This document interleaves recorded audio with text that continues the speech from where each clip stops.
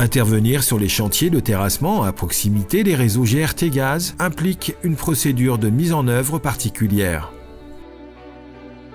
Ces réseaux doivent être approchés en sécurité et selon les prescriptions prises en application de la réglementation anti-endommagement. La réglementation anti-endommagement impose à GRT Gaz de se déplacer sur site pour détecter et localiser précisément son réseau.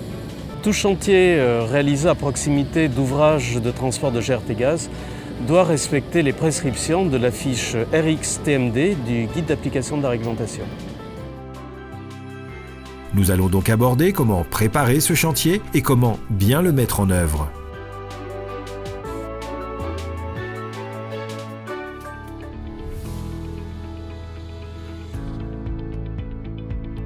Préalablement au démarrage des travaux, le maître d'ouvrage a réalisé ou fait réaliser le marquage piquetage de l'ensemble des réseaux existants dans l'emprise de son chantier, à l'exception du réseau de GRT Gaz, pour lequel un rendez-vous sur place, obligatoire avant toute opération de terrassement, est convenu lors de la réponse à la DICT. Lors de ce rendez-vous, le chef de chantier présente la zone d'emprise des travaux à l'exploitant GRT Gaz. On réalise le marquage piquetage sur toute la zone de travaux, y compris sur les accès et les zones de stockage, avec un débord minimum de 2 mètres au-delà de cette zone. GRT Gaz réalise la détection électromagnétique en mode actif raccordé. C'est la méthode la plus précise et reconnue pour la localisation des réseaux métalliques. Une fois l'émetteur correctement raccordé, le récepteur peut localiser le réseau en plan, puis en profondeur.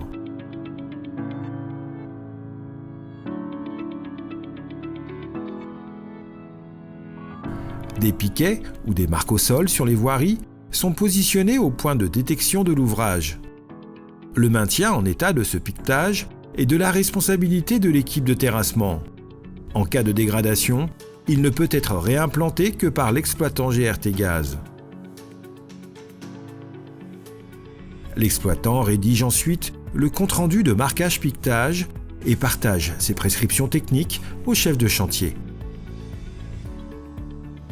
La signature du compte-rendu de marquage piquetage autorise le début des travaux dans cette zone définie.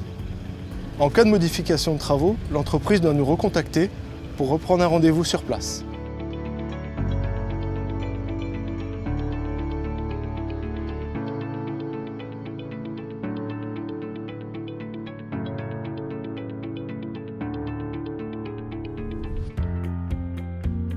L'équipe de terrassement est composée de 3 personnes.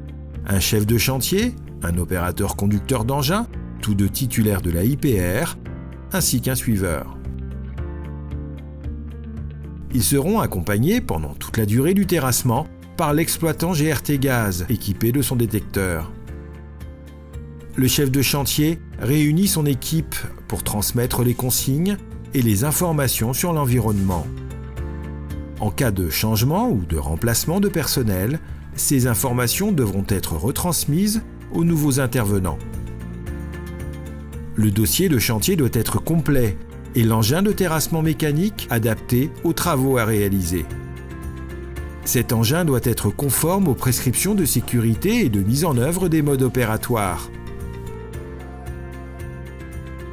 Tous ces points vérifiés, le terrassement assisté mécaniquement peut démarrer.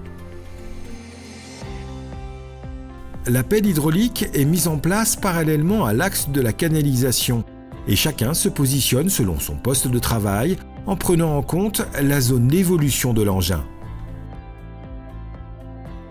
Le pelleur enlève une couche mince de terre, bien à plat, suivant l'axe matérialisé de la canalisation.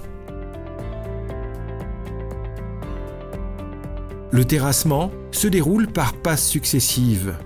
Entre chacune, l'exploitant vérifie la position et la profondeur de l'ouvrage et partage les informations au suiveur qui indique à l'opérateur conducteur de la pelle l'épaisseur de matériaux à prendre.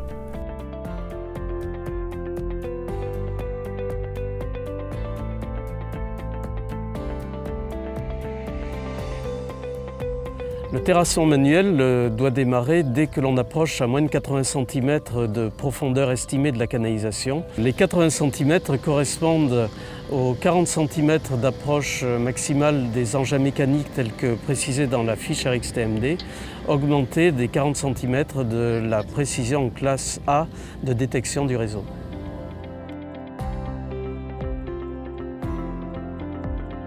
Arrivé à cette limite, on poursuit le creusement en alternant terrassement manuel et terrassement mécanique. Le suiveur creuse d'abord une tranchée de 30 à 40 cm manuellement afin de vérifier l'absence de réseau. Cette tranchée doit être creusée à l'opposé de la pelle et sur toute la largeur du godet.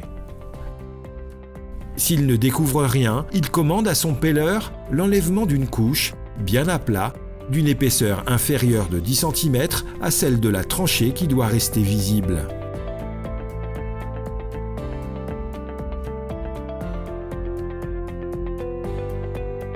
Ce mode opératoire, avec vérification de la position de l'ouvrage entre chaque passe, se poursuit jusqu'à la limite d'approche réglementaire par des engins mécaniques.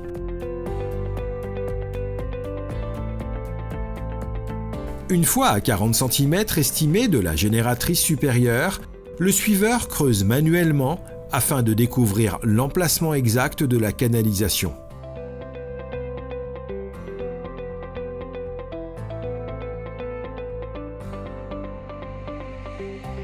Le pelleur installe alors un godet étroit et commence à creuser une fouille en parallèle de part et d'autre de la canalisation au-delà des 40 cm de la génératrice extérieure. Le suiveur pousse les matériaux autour de la canalisation dans la fouille réalisée avec le petit godet pour enlèvement. Le terrassement se poursuit à la main jusqu'au dégagement de la génératrice supérieure de la canalisation. Dès qu'elle est visible, le suiveur met une demi-coquille sur la génératrice supérieure pour la protéger, puis le terrassement se poursuit.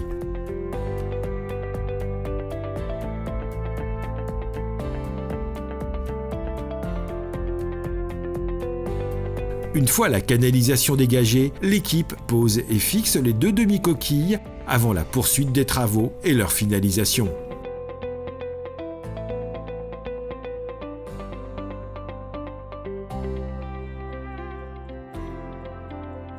À la fin du chantier, GRT Gaz effectue un contrôle visuel de la canalisation avant d'autoriser le remblai.